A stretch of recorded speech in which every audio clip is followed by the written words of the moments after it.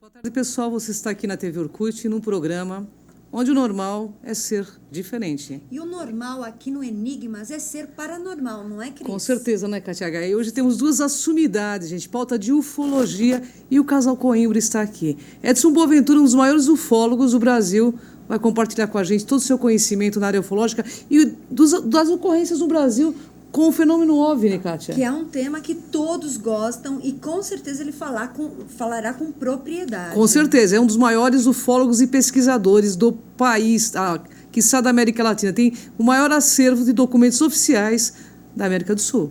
Daqui a pouco ele vai estar conosco aqui, gente. Fica plugado aí. Bem, nós vamos dar algumas considerações iniciais e não finais, porque às vezes a gente corre demais aqui porque a pauta fica muito boa e a gente acaba esquecendo de agradecer pessoas que estão conosco, que apoiam o programa Enigmas. E uma delas é a Casa Shiva, que nos ajudou muito, né, no último evento que teve lá na família Valenzuela. Muito obrigada. Gratidão à Casa Shiva aí, hein? É isso aí. Então, nós estamos com o vídeo de toda a cobertura na íntegra hoje na net. Então, nós vamos distribuir tanto no nosso site, que é o www.spacocron.net. Vocês podem entrar... É ponto .net, né, Cris? .org, gente. Desculpa. Então, www.spacocron, mas na verdade com C, .org, mas estará na íntegra, assim também no Facebook. Isso, vai estar na TV Cron também. Hoje no programa Sexto Sentido também, colocando à mostra toda a cobertura da festa da família Valenzuela. Isso. E outra coisa, nós agradecemos também que nós fizemos o nosso ensaio fotográfico lá no estúdio da Ana Paula de Moraes, que é uma fotógrafa que fotografa o quê? Só pessoas importantes. Internacionais, então, né? Exatamente. Então, para você que quer conhecer um pouquinho mais sobre o trabalho dela, acompanhe através do nosso mural no Facebook, que estará todas as divulgações e também os contatos desta fotógrafa maravilhosa, que inclusive estava conosco ontem, lá no evento do Puro Glamour, da revista Puro Glamour. Uma revista fantástica também, né, Katia? É verdade, tenho o prazer de participar. Muito obrigada, Roberta Maia, Celso Mazieri, pelo carinho. E nós temos também a exposição no dia 19/7 do Saulo Meneghetti, maravilhoso pintor, um artista plástico e também ator, né? Ele do tem SBT, né? talentos. Falando no SBT, um beijo aí a Lucimara Parisi, nossa amiga e parceirona também de Mistérios, né, Katia Gaia? Isso mesmo, que é um prazer também. As minhas previsões toda semana está lá no portal para vocês que desejam acompanhar a previsão de todos os signos através do tarô. Bem, e o último recadinho, para que vocês tenham aí... Vocês conhecem o nosso parceiro que é a Neo Líder, não conhece? Então, eles estão com um curso maravilhoso chamado Autoconfiança, Liderança e Autogestão. Este curso ele acontece do dia 27 ao dia 29/7, ali em Santo André, na sede principal deles. Então, para vocês que desejam maiores informações, o site é o www.neolider.com.br ou pelo telefone 4426-4874. Bem, vamos à mensagem então, né, Katia Gaia? Vamos sim. Tomar um fôlego, né? E vamos lá. Eu sou gentileza e bondade. A nossa verdadeira natureza é ser uma alma que vive uma experiência física aprendendo as lições de uma vida nova. Afirmações.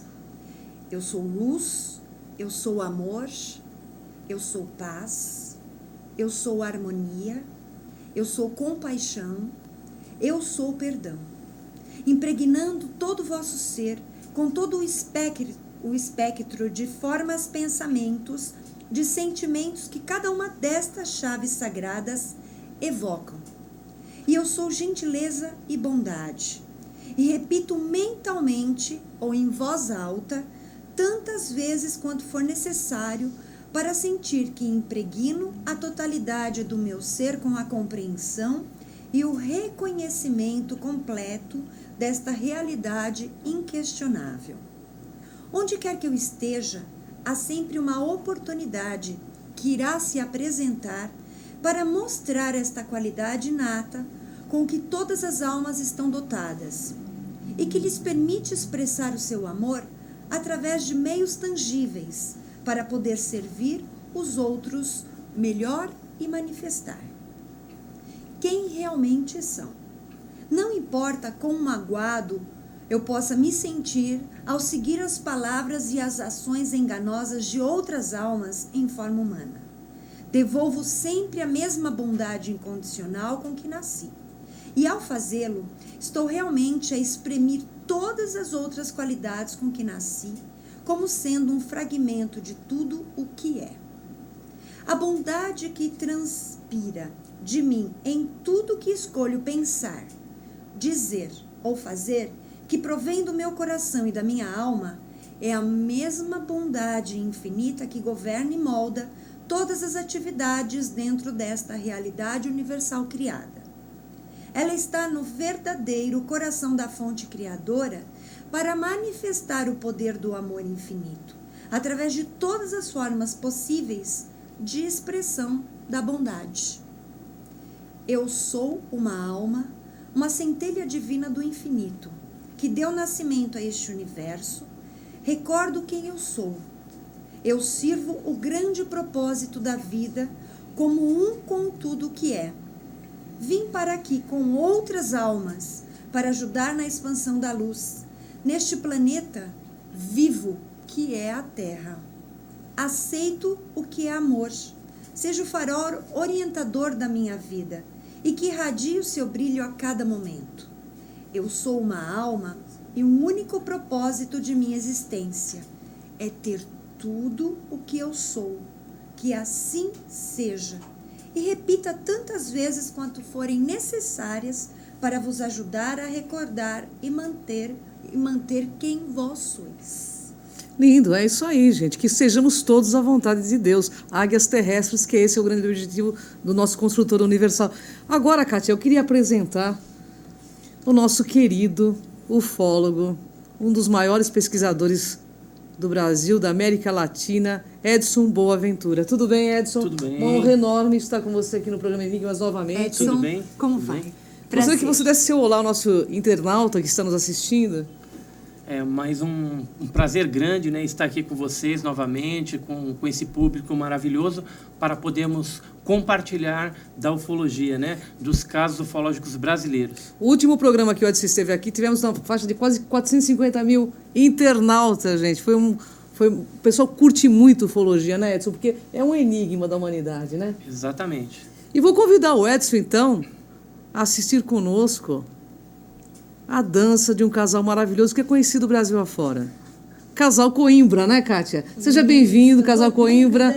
Rodrigo e Daniela, sejam muito bem-vindos ao programa Enigmas. Satisfação, viu? A satisfação é nossa. Fala um pouquinho do trabalho de vocês. Microfone? Ótimo. Nós começamos a dançar faz mais ou menos uns 3 anos, né? E a dança para nós é tudo. Nós adoramos dançar e a dança trouxe pra gente também mais a nossa união, assim como casal, né? E a gente leva a cultura, né, cigana. Nós não somos ciganos, mas levamos a cultura através da nossa dança, né? E a gente tem muito orgulho disso. Olha que bacana, né? Muito bom. Vocês estiveram aí nesse circuito que existe dentro do campo cultural de São Paulo, não é? O Revelando São Paulo. Sim,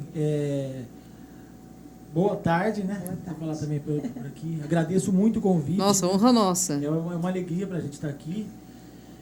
A gente tá sempre dançando em diversos eventos, em festas ciganas. E um dos que a gente gosta muito de dançar é o Revelando. Que é um Olha que evento bacana. reúne, além da cultura cigana, a cultura indígena, a cultura de todos os imigrantes do estado de São Paulo.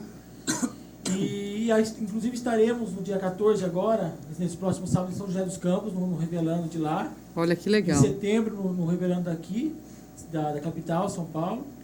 E eu convido a todos a conhecer Claro. esse evento, porque é fantástico, é uma união de cultura, de culinária tradicional, muito bonito mesmo. Então fica, por favor, à disposição aqui nosso espaço para divulgar. Divulgar, o evento. é verdade. Avise, por favor. Verdade, você tem algum site que o pessoal possa entrar em contato com você? Algum contato? Fora o nós- Facebook? Temos o Facebook, que é um material de divulgação enorme, muito bom. Mas para quem ainda não tem o Facebook, nós temos o nosso e-mail, que é casal-coimbra@hotmail.com. E os nossos telefones. Pode passar, que se você são quiser. 011 7564 4468 e 74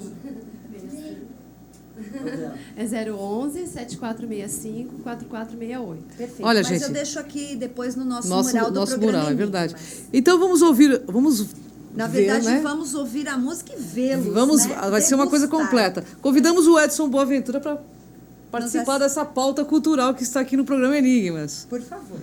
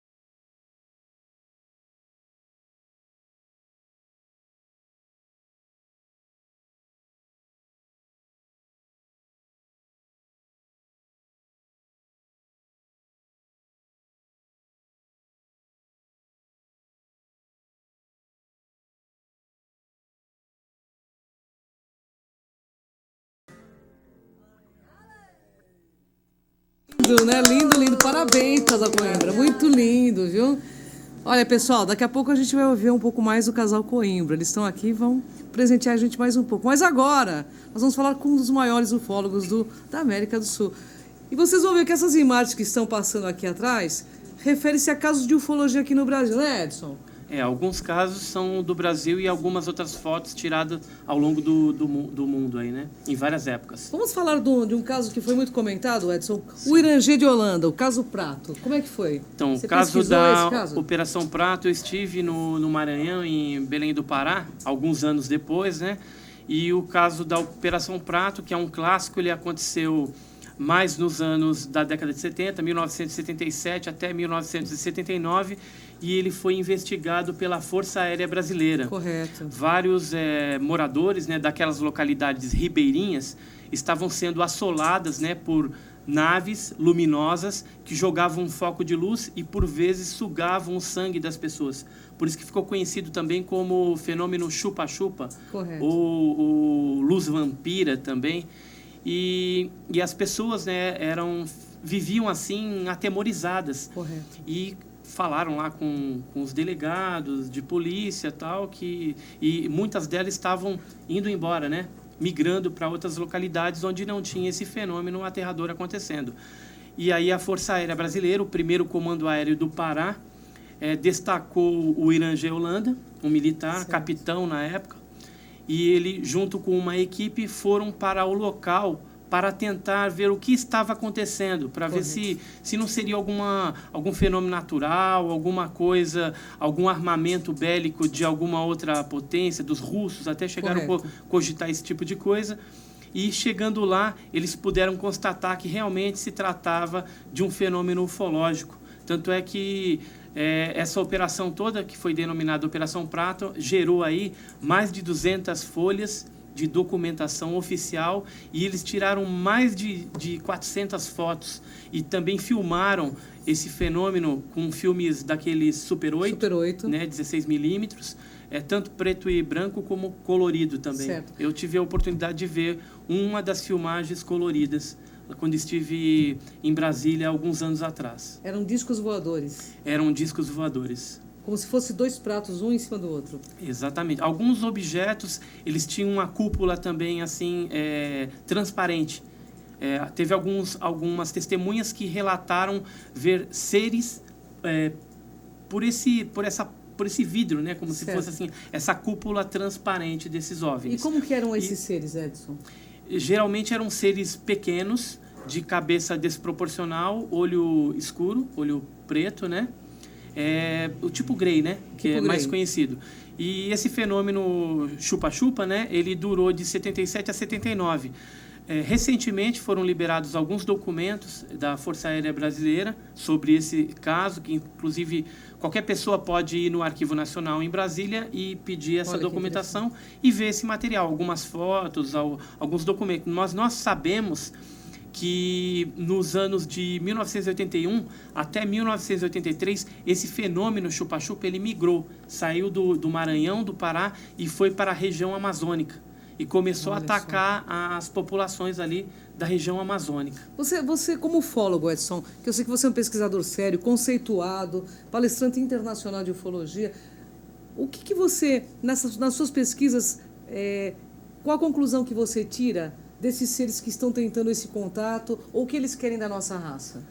No caso assim específico que a gente estava falando aqui da Operação Prato, eles estavam aí numa atitude de pesquisa. Certo. Tanto é que eles estavam coletando material dos humanos ali, né? Sangue. Eles faziam algumas perfurações acima do seio das mulheres e às vezes no pescoço dos homens, e extraíam pequenas substâncias, né, de sangue, material líquido também do corpo, para fazer algum tipo de estudo. O próprio comandante Irangê de Holanda teve um contato com esses seres, pelo que ele relatou, isso, né? Eles chegaram a ter vários contatos, fotografar, filmar, inclusive com os seres.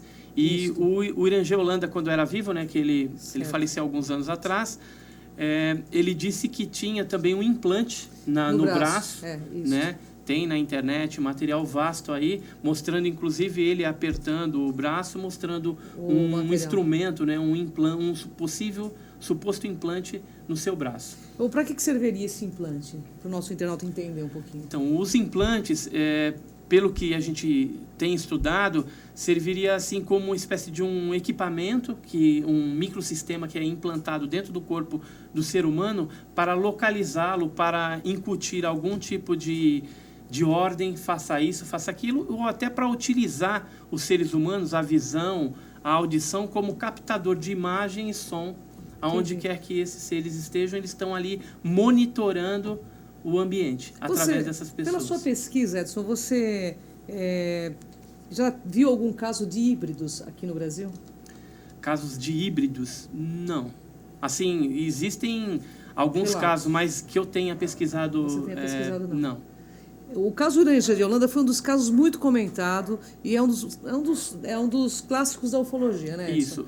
No Brasil, a gente tem vários clássicos, né? Certo. Tem o caso Vilas Boas, né, que foi a primeira abdução com uma possível relação sexual com uma tripulante, uma suposta tripulante desses objetos. Um fato que aconteceu na década de 50, 1957, em São Francisco de Sales, em Minas Gerais.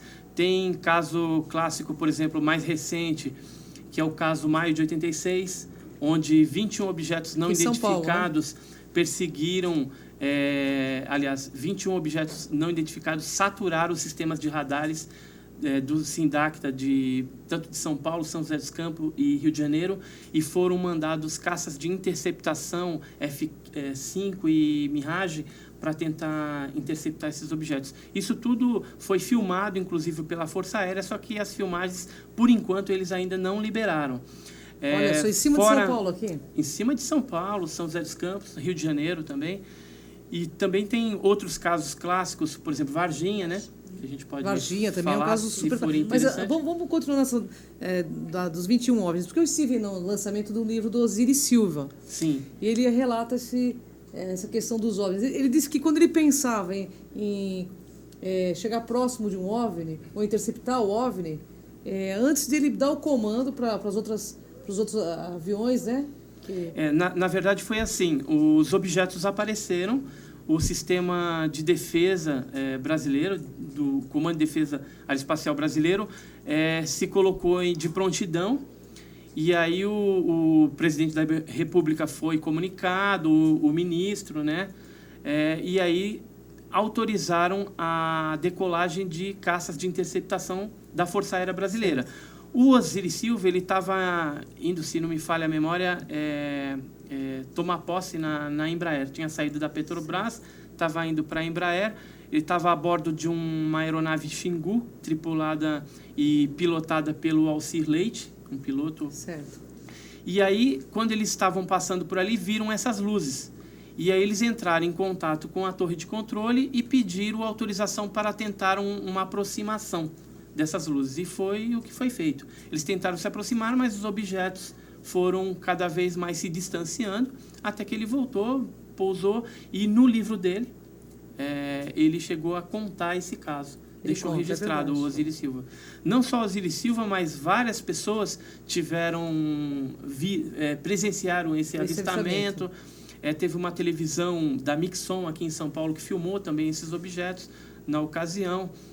O próprio brigadeiro Otávio Júlio Moreira Lima também, ele né? veio a público na televisão, em rede nacional, falar que realmente tinham perseguido OVNIs e que ele disponibilizaria em 10 dias um relatório conclusivo daquela aparição. Até hoje não disponibilizou nada. Demorou 10 anos para eles falarem que realmente alguma coisa tinha acontecido, e somente agora, em 2009, 2010, é que veio a público a documentação, o relatório oficial sobre essa aparição. E o interessante é que veio também uma coisa que os ufólogos não sabiam. Correto. Veio um relatório, porque o caso aconteceu no dia 19 de maio de 1986. No dia 20 dias subsequentes, houve também vários casos que eram desconhecidos dos ufólogos e estão contidos nesses relatórios oficiais. Por 20 dias?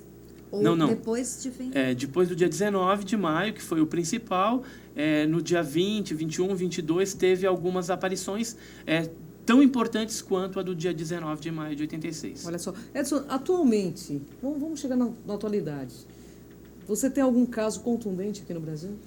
Então, atualmente, pouco se fala. Parece até que os seres nos abandonaram, né? Não tem aparecido. Teve, recentemente, aquele caso da pipa, né? Que apareceu aqui no interior de São Paulo. Uma pipa iluminada, Sim, né? lembro, E causou um alvoroço na internet, nos meios de comunicação, mas nada mais era do que uma brincadeira. Uma pipa iluminada lá com LEDs. Foi em Embu, né? Foi em Embu, exatamente. Agora, o caso Varginha deu o que falar e dá o que falar até hoje, né? Até hoje, né? E o caso Varginha, ele aconteceu do dia 19 de janeiro de 96 para o dia 20. O que aconteceu, Edson? A NORAD nos Estados Unidos comunicou ao Sindacta, foi isso? E abateram a nave, os tripulantes caíram dessa nave ou não? Exatamente.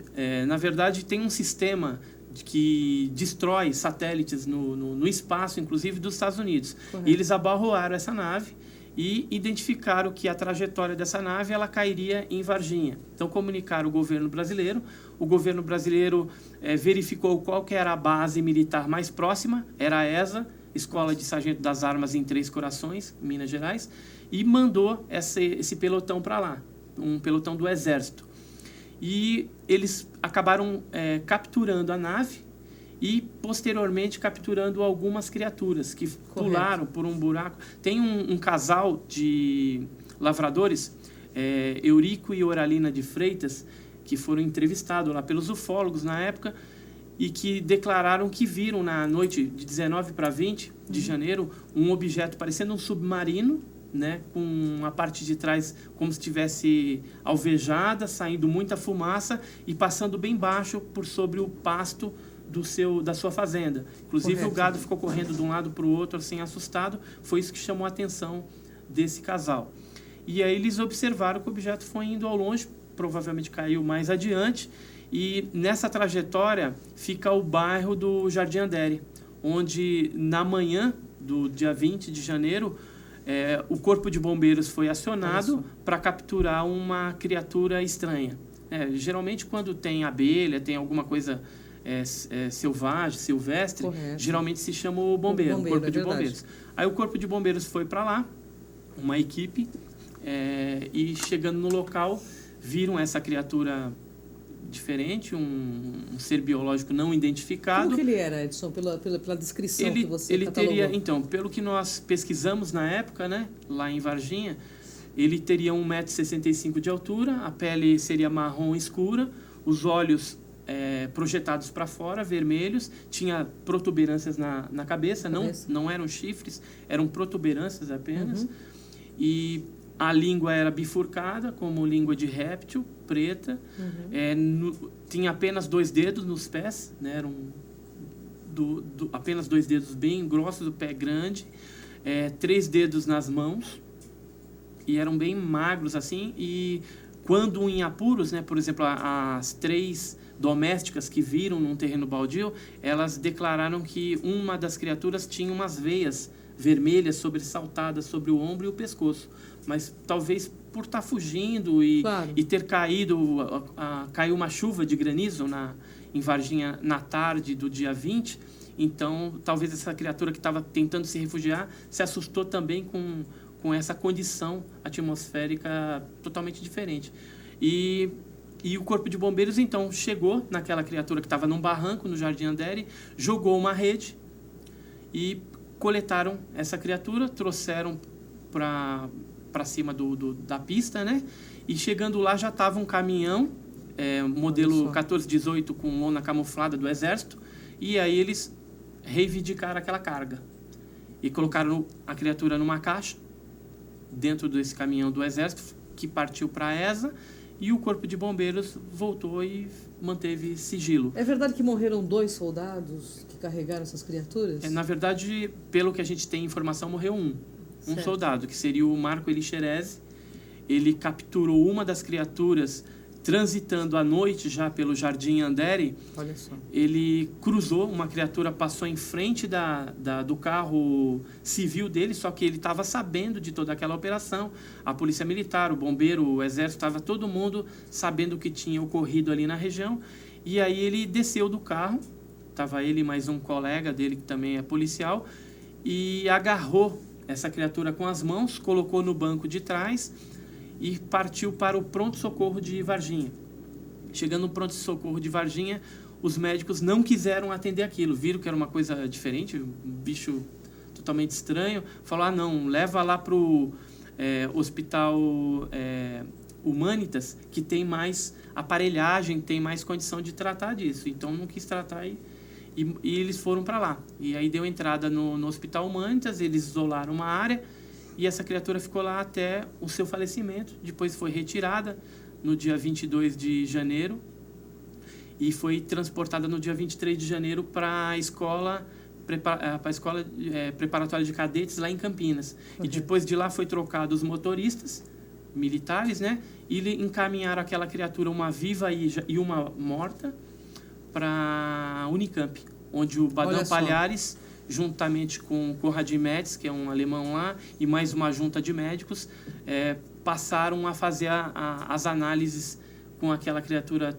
tanto viva como a morta. Correto. Por que os governos, pelas suas pesquisas, eles são tão fechados, eles encobrem tanto essa questão que houve em Varginha, como outras que houveram?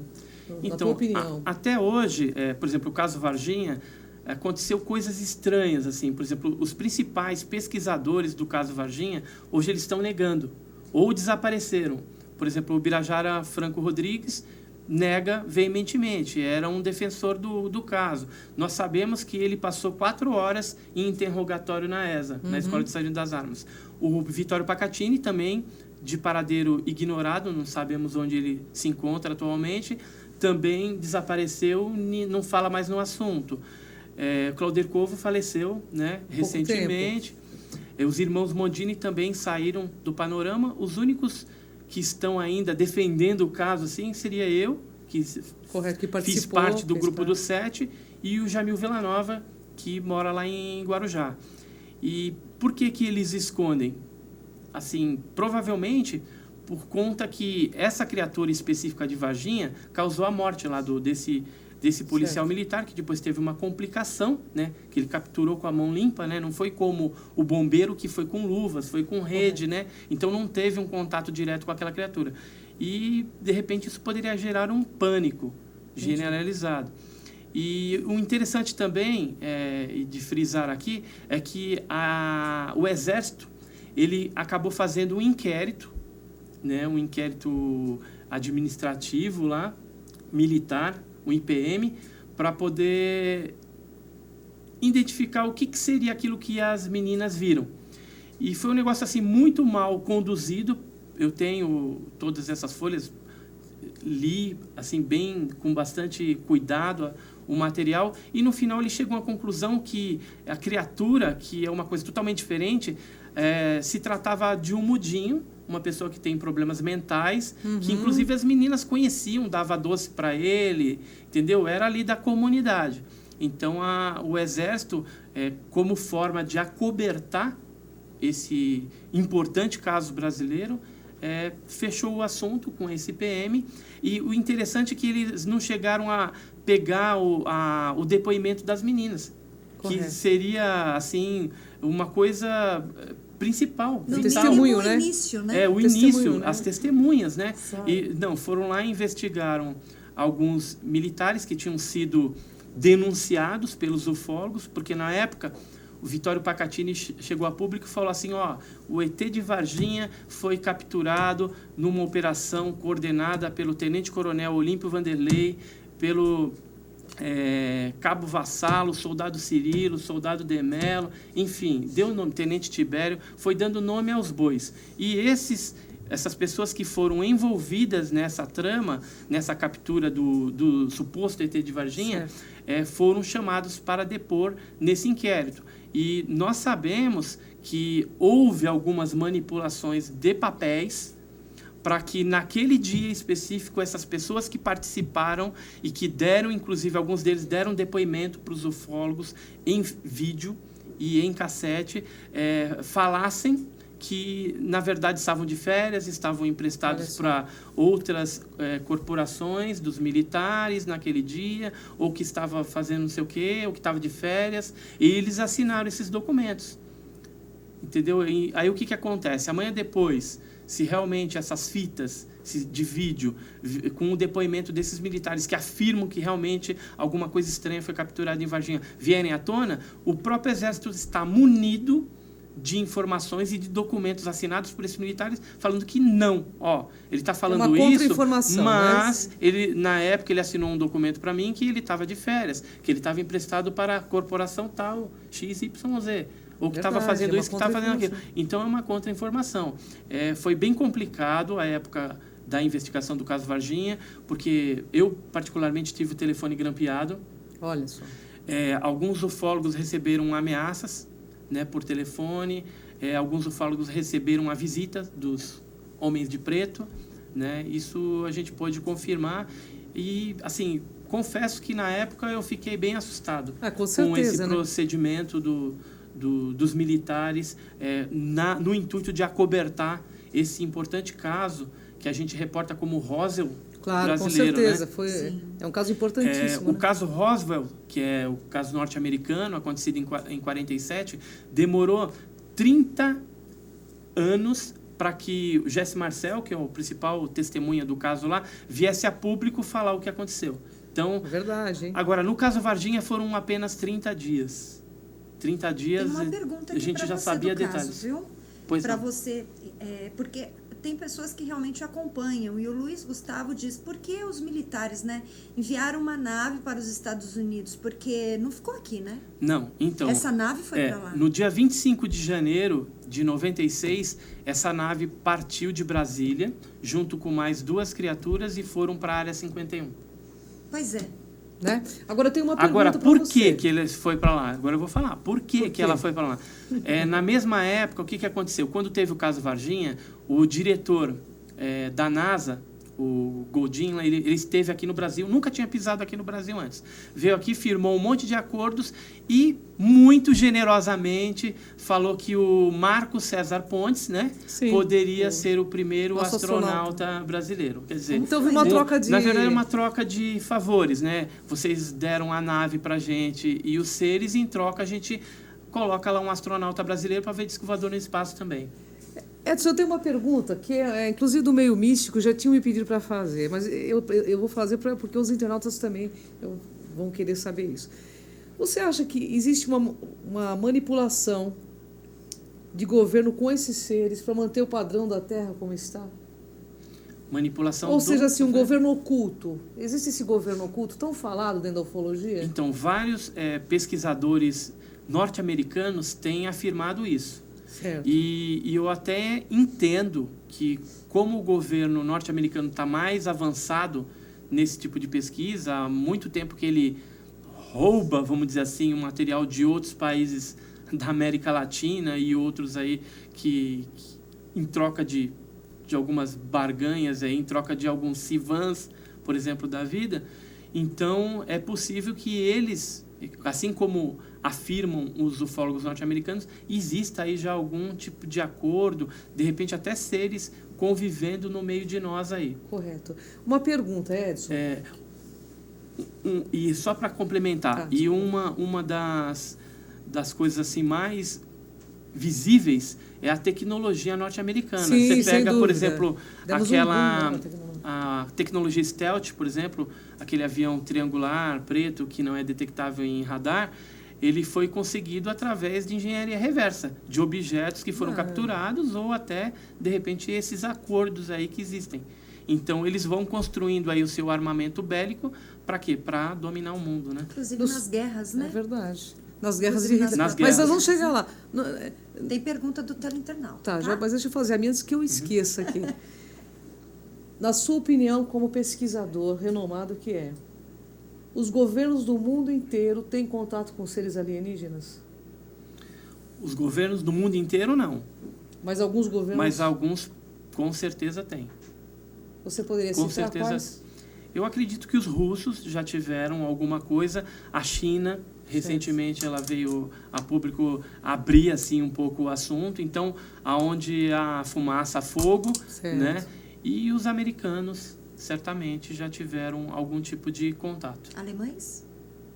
Os alemães aí já foi mais antes da Segunda Guerra Mundial, que aí o Hitler, né, ele ficou muito em cima dessa tecnologia alienígena para desenvolver lá o V1, V2, V3, né, que ele acabou utilizando inclusive na guerra. Então aí eles tiveram algum tipo de contato, sim, porque eles andavam o mundo inteiro atrás desse tipo de coisa, inclusive estiveram na América do Sul.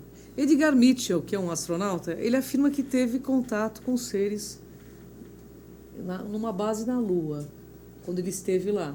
Que ele viu OVNIs muito de perto, os seres muito de perto.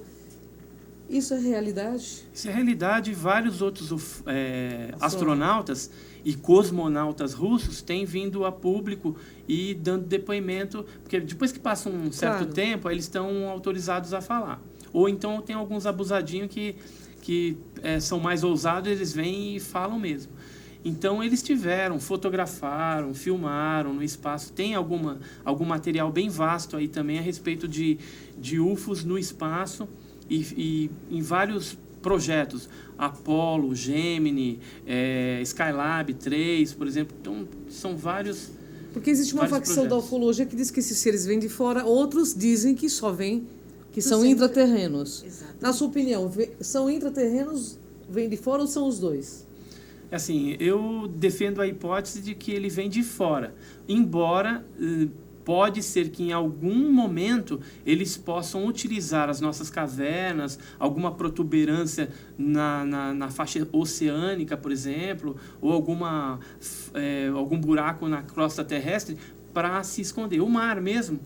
O mar, se você pegar a faixa litorânea brasileira, é onde tem mais casos de objetos voadores entrando e saindo dentro do mar. Sim, principalmente Então, no por nosso exemplo, litoral. eles têm que se esconder em algum lugar.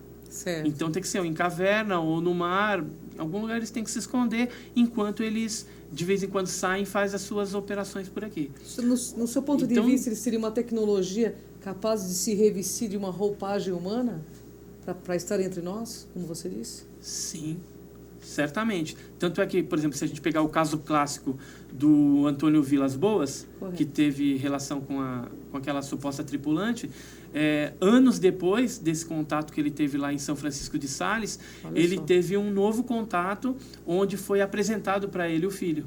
Certo. Daquela união entre um terrestre e um suposto... Seria um híbrido, né? Essa terra, exatamente. Então, existe...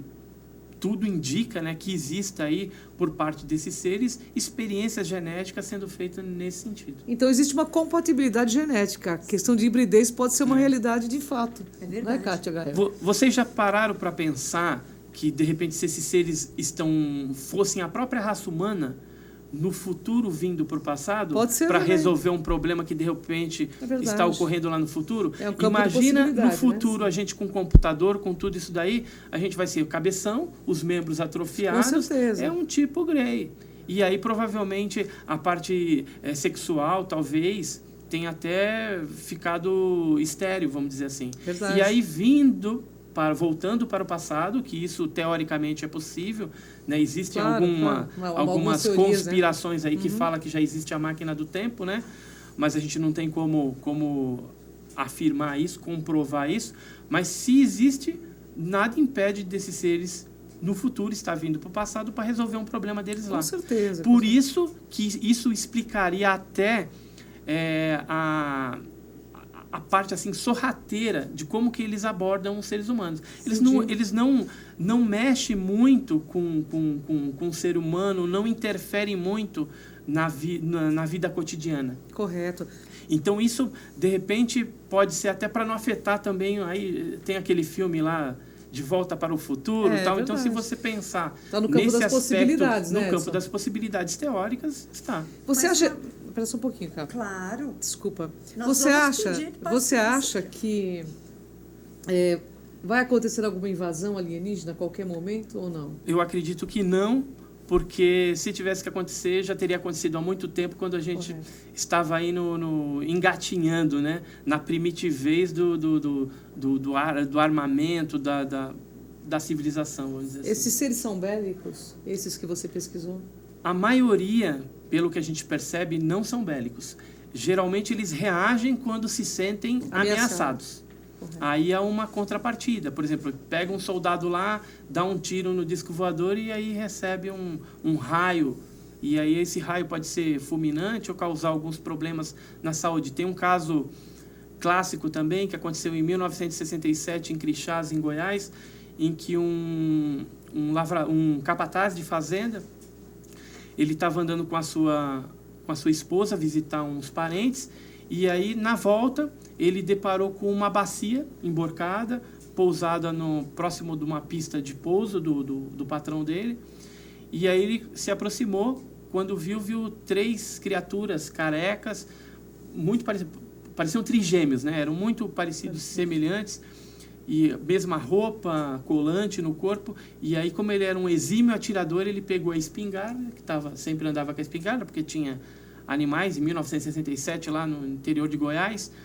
Aí ele pegou a espingarda e conseguiu alvejar uma dessas criaturas na cabeça. Essa criatura caiu, imediatamente saiu daquela objeto em forma de bacia, emborcado uma luz verde, que atingiu ele no ombro. Ele caiu já desacordado. A Maria, a esposa dele, acudiu ele e ainda viu os outros 2 seres pegando aquele atingido, levar para dentro da nave, e a nave saiu na vertical e foi embora. Aí ela levou ele para casa. Alguns dias depois chegou o patrão e percebeu que ele estava muito doente, e levou ele para um hospital melhor lá em Goiânia. Correto. E depois ele veio a falecer de leucemia. Agora, assim, os militares que pesquisaram isso na época tal, dizem que ele já tinha leucemia. A família fala que não, mas aí fica a dúvida. Alguma coisa pode ter acelerado, de repente, o processo, e ele veio a falecer. Você queria, tem uma pergunta, né? Tem várias, né? Então, assim, as pessoas perguntam porque tem muitos casos que não são divulgados. Um deles pergunta sobre a Ilha de Colares, se ainda existem fenômenos lá. Sim, ainda estão ocorrendo lá. Em 2010 teve, inclusive, vários casos sendo relatados aí na internet de novas aparições que ocorreram lá. Eu, quando estive em 2002, também estava tendo uma onda de aparições. Inclusive, eu entrevistei algumas testemunhas que tinham sofrido as mesmas marcas, né? Tinham sofrido o ataque pelo raio e as mesmas marcas no seio. Eu cheguei a fotografar, inclusive, uma senhora e uma criança de 10 anos que também tinha as mesmas marcas. Então, o fenômeno chupa-chupa, ou esse fenômeno ufológico, ele não ficou isolado somente na década de 70 lá. Ele persiste até os dias atuais. Então, Kátia, vamos, antes de fazer a pergunta, vamos ver mais uma dança da família, né?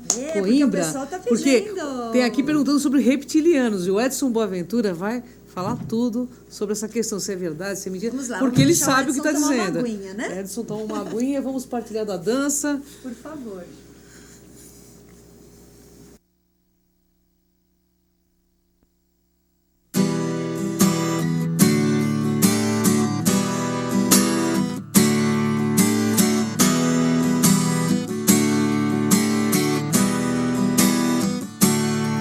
Αν είχα μόνο μια ευχή, θα ήταν να σε ξαναδώ. Αν είχα μόνο μια στιγμή, θα ήταν να ήσουν εδώ. Αν είχα μόνο ένα φιλί, σε σένα θα το έδινα. Αν είχα μόνο μια φορμή, τη θάλασσα σου θα πεινά.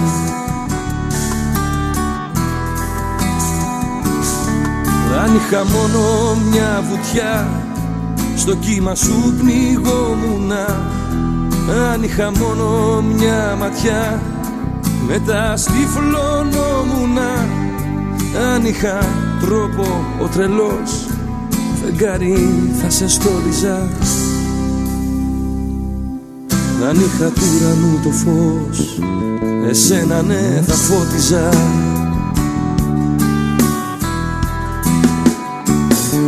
Μα έχω μονάχα μια καρδιά που έτσι ξέρει να αγαπά. Έχω μονάχα μια ψυχή μες στο δικό σου το κορμί. Μα έχω μονάχα μια καρδιά που έτσι ξέρει να αγαπά. Έχω μονάχα μια ψυχή μες στο δικό σου το κορμί. Αν είχα μια αναπνοή, εσένα θα είναι στενά. Και ύστερα ας πεθανά.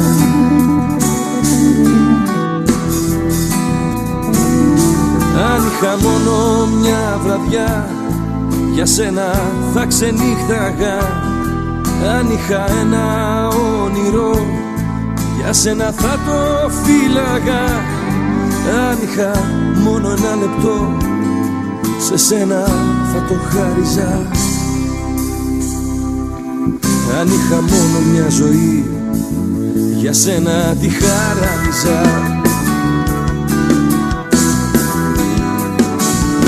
Μα έχω μονάχα μια καρδιά που έτσι ξέρει να αγαπά. Έχω μονάχα μια ψυχή μες στο δικό σου το κορμί. Μα έχω μονάχα μια καρδιά που έτσι ξέρει να αγαπά. Έχω μονάχα μια ψυχή μες στο δικό σου το κορμί. Αν είχα μια αναπνοή, εσένα θα είναι στενά. Και ύστερα ας πεθανά.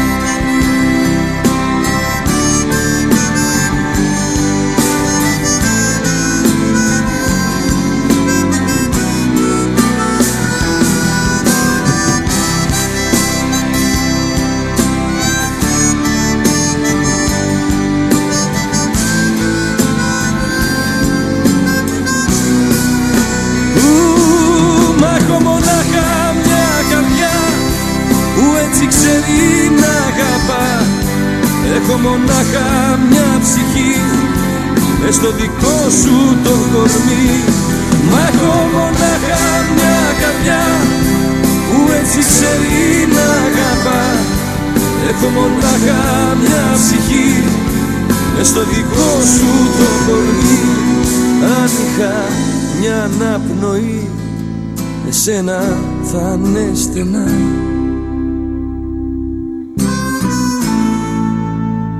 Ύστερα ας πέθαινα. Lindo, muito lindo. Gente, daqui a pouco eles voltam aqui para dançar a última, né? Porque agora nós vamos voltar com o Edson, porque todo mundo me pergunta, e os reptilianos? O Edson disse que esses seres têm a língua bifurcada. Edson, eles existem? Então, existem vários casos, né, que relatam criaturas reptilianas, né, parecendo répteis.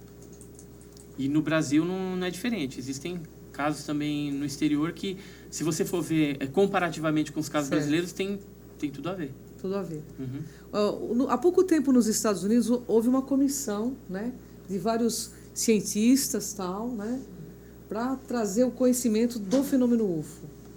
Você sabe qual foi essa comissão? Teve uma na Royal Society. Não estou sabendo. Não. Eles fizeram uma convenção para trazer, um meio científico mesmo, querendo trazer à tona.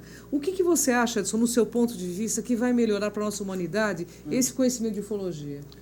Então, a ufologia, a hora que ela estiver, assim, de certa forma, aberta ao público, né, então vai, com certeza, expandir a nossa consciência. Com certeza. Entendeu? Porque aí você vai começar a observar o universo, né, não como com o egocentrismo que a gente tem normalmente, né, que a gente olha para o umbigo, só o planeta Terra, só aqui tem vida. Aí você vai, de repente, ver, opa, tem outros irmãos, tem outras criaturas, outros seres inteligentes no universo. Quer dizer, aí você vai entender a sua pequenez também, e certamente você vai ter uma abertura de mente. E como dizia o nosso grande mestre aí, né, o JC, há muitas moradas na casa do meu pai, conhecereis a verdade e a verdade te libertará, né, Edson? e que essa verdade venha e que nos liberte mesmo, que nós estejamos prontos a isso, né, Kátia Gaia? Pois é. E Tem mais uma muitas pergunta. perguntas Então aqui. faça mais uma. Eu peço desculpa, nós não vamos conseguir responder todas, né? Porque Mas hoje o Edson nós- volta, gente. Ele já A é Cris remido aqui. hoje- Ele é remido do programa Enigmas. Nós já estamos uma grande parceria com o Edson Boaventura aqui. Todas as vezes que ele vem, a participação assim estoura mesmo, as pessoas ficam malucas. Olha, essa é bem interessante. O calendário maia marca o fim do mundo. Você acredita que pode ser uma abdução de toda a população? Não acredito. Assim como o calendário maia está sendo utilizado assim pela mídia e por algumas pessoas aproveitadoras, né, para ganhar dinheiro. O próprio Erich von Däniken, ele acabou lançando um livro aí, onde ele fala a respeito disso. Só que, na verdade, o que aconteceu? Quando o Pizarro e os conquistadores espanhóis estiveram aqui na América, eles destruíram um monte de coisa por conta de religião, da religião católica. Correto. Então, várias pedras, calendários foram destruídos. Esse, especificamente, ele termina, mas certamente ele continuaria numa outra pedra. Com certeza. Né, que possivelmente foi destruída. Então, eu não acredito que acabe o mundo ou que ocorra uma abdução. Na verdade, é apenas uma mudança de ciclo. É isso aí. Eu E também. as questões das pirâmides, você vê como algo alienígena? Não, eu estive no Egito, né? Estive recentemente no México para ver as pirâmides mexicanas também. E quando eu estive no Egito, eu me decepcionei bastante, porque a literatura norte-americana, que atribui a feitura, né, das pirâmides por inteligências alienígenas, não tinha nada a ver. Na verdade, você encontra, por exemplo, no Museu do Cairo, como que eram feitos as pirâmides, e os engenheiros terrestres, eles eram sensacionais, engenheiros, arquitetos, e não é muito difícil. Você imagina, assim, por exemplo, um obelisco, né, que é aquelas pedras compridas, como que era colocado aquilo de pé sem guindastes? Era fácil, tem em vários papiros, né, Certo. e escrito com hieroglifos e tal, como que era feito isso. Então, eles levavam, através de rolos, né, de madeira, essas pedras, e aí chegava no local, eles fixavam a pedra, né, sobre uma haste e cavavam areia. Areia você vai cavando, aí a pedra ia envergando até ela encaixar. Depois eles cobriam de novo, cavavam do outro lado e o negócio ficava em pé lá e está em pé até hoje, né? Então, quer dizer, é um negócio, parece enigmático, mas na verdade não tem enigma nenhum. Por exemplo, quando eu fui para o Egito, além dessa parte de arquitetura, para ver se tinha alguma coisa de alienígena ou não, e eu cheguei à conclusão que não tem, eu fui lá também para ver o Vale dos Reis, onde tem várias tumbas, né? E com pinturas coloridas, um negócio muito bonito mesmo. Preservado ainda. E me interessava a tumba número 6, de Tutmés III, que lá tinha algumas coisas que pareciam seres com capacete, né? Então eu tive autorização para fotografar e tal. E o que a gente percebeu conversando com os historiadores, arqueólogos egípcios? Que aquela manifestação naquela tumba especificamente tratava de uma visão que o egípcio antigo tinha do mundo do além, ou seja, do mundo espiritual. Aí fica a pergunta, né? Se o mundo espiritual tem a ver com ET, né, e tem capacete, não sei o quê, aí tem a ver. Agora, se não, era apenas uma imaginação que os egípcios tinham, né? Quando, por exemplo, morriam os egípcios, eles iam por um rio Nilo espiritual, tinha lá o barqueiro que ia levando o corpo, né? Inclusive, se vê lá, Tutankhamon foi enterrado com todos os seus pertences, com alimento, com roupa, um monte de coisa, porque eles tinham uma crendice na vida após a morte.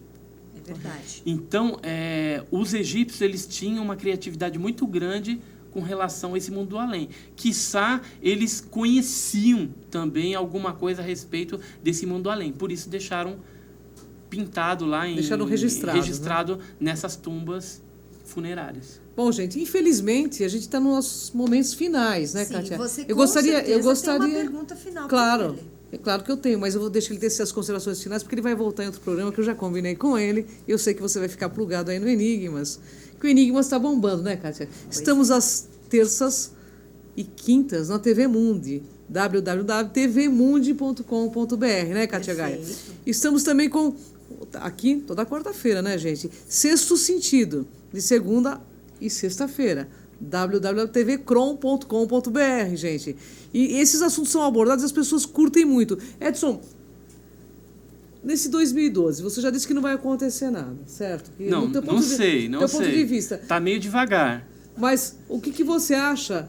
Qual seria a visão de um alienígena, por tudo que você estudou, em relação a nós? Como assim? Como que você acha que eles como que nos eles veriam? nos veriam? Isso. Apenas como cobaias humanas. Mas você acha que eles não vão invadir o planeta Terra? Não. Essa coisa que a mídia coloca de invasão é tudo... Na verdade, tudo indica que eles necessitam da gente para algum fim que eles não querem nos divulgar. Por quê? Porque se nós soubermos, talvez a gente consiga interromper esse processo. Entendi. Entendeu? Uma coisa que eu queria falar, a gente falou aqui de vários casos clássicos, mas o Brasil é riquíssimo de casos clássicos, inclusive casos pesquisados pela própria Força Aérea Brasileira que aos poucos estão vindo à tona. Então tem caso de pouso, do caso Tiago Machado, bem conhecido, o caso de Lins também, que houve um pouso lá num sanatório, onde uma senhora, ao ver a nave decolar, teve micção espontânea, né? Maria Sintra, caso Maria Sintra. Existe, enfim... Uma centena de casos no Brasil. Centenas de casos. O Brasil assim, pitorescos, riquíssimo com muitas características riquíssimas. Por isso que os governos, né, e os ufólogos dos outros países voltam os olhares para cá. Por exemplo, no passado, a gente teve a visita de Jacques Vallée. É verdade. Né, o francês, do Bob Pratt, americano. E recentemente está vindo para cá um pessoalzinho aí norte-americano também, agora fugiu o nome dele. Nossa. Nós vamos desculpá-lo, porque você realmente tem muita informação. Tem muita informação. Mas Edson, volta aqui. E tudo mais. Edson, infelizmente a gente está nos nossos momentos finais. Sim. O Brasil tem um papel fundamental, então? Tem. Pela sua grandeza territorial e pela riqueza dos casos, né, que tem a diversidade de seres que nos visitam e as características dos casos são impressionantes. O pessoal está pedindo o site. Vamos pedir o site do Edson e o contato também, para quem quiser chamar ele para a palestra, eu tenho certeza que ele vai, de muito bom grado, porque ele adora o assunto. O site é www.gugonline.com.br e o e-mail é boaventura_gug@hotmail.com. Edson, gratidão, que seja assim, que você vem sempre aqui no Enigmas, né? Porque a gente bomba quando o Edson está aqui, né? É um sucesso. Lembrei o nome da pessoa, é Bigello. Bigello. O Bigello, né, que está fazendo plataformas espaciais. Inclusive, ele está com um projeto aí de fazer um hotel na Lua e, de repente, fazer um intercâmbio, né, dos terrestres aqui até a Lua. Olha, e por isso legal. que ele está interessado em OVNIs aqui no nosso país também. Bom, o Edson volta aqui para falar muito mais. Ele já está convidado. Como eu disse, ele é remido. Gente, infelizmente o Enigma está acabando, né, Kátia Gaia? E eu quero agradecer, viu, Edson? Muito obrigada pela Gratidão, viu, participação. Edson? Sempre uma honra tê-lo aqui. Família Coimbra não, Casal Coimbra, né, gente? Isso. E nós vamos terminar como começamos. Com dança, com arte, que a arte nos mostre uma resposta também, né? E nós deixaremos aqui os contatos do Casal Coimbra. Muito obrigada, Rodrigo. Obrigada, Rodrigo. Muito obrigada, Daniela. Obrigada. Então, para vocês que desejam contratá-los para eventos, shows, estará aqui no nosso programa Enigmas no Facebook, ok? Muito obrigada. Vamos encerrar, então, com dança, né, Kátia?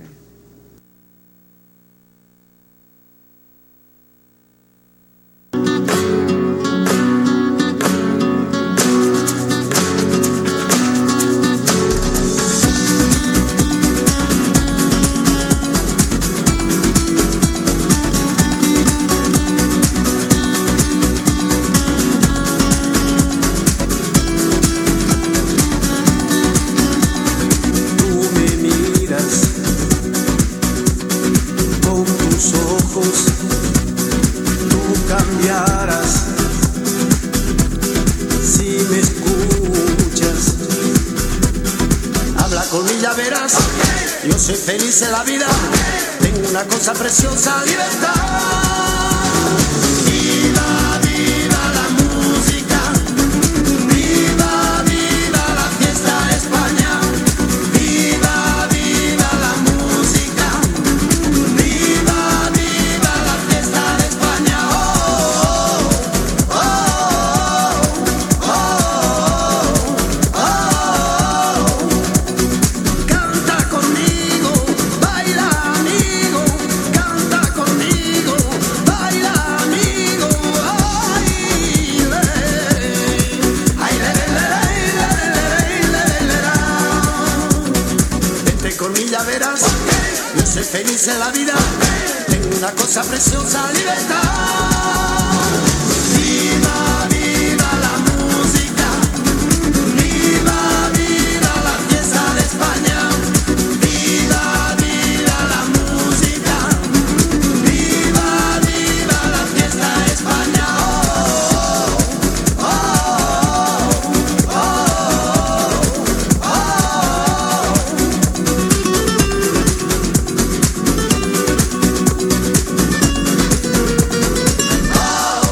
El ritmo loco, bailaremos la fiesta niña contigo. Oh, el ritmo loco, bailaremos la fiesta niña contigo. Oh, el ritmo loco, bailaremos la fiesta niña contigo. Oh, el ritmo loco, bailaremos la fiesta niña contigo. Vete conmigo, ya verás, yo soy feliz en la vida, tengo una cosa preciosa, libertad. Viva, viva la música, viva, viva la fiesta de España, viva, viva la música, viva, viva la fiesta de España. Oh, oh, oh, oh, oh.